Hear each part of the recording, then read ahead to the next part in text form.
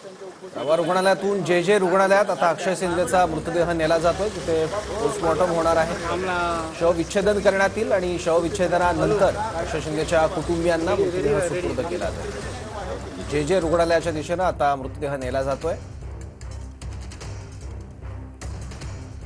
शवविच्छेदनानंतर हा मृतदेह कुटुंबियांकडे सोपवला जाईल।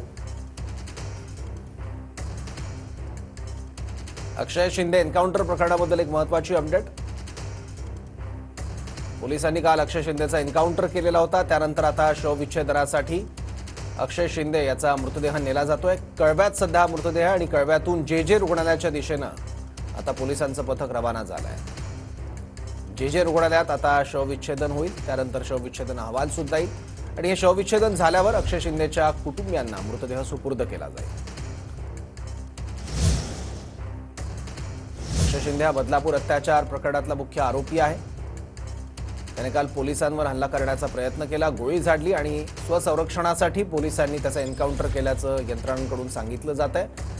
आणि आता अक्षय शिंदेचा मृतदेह जे रुग्णालयात नेला जातोय।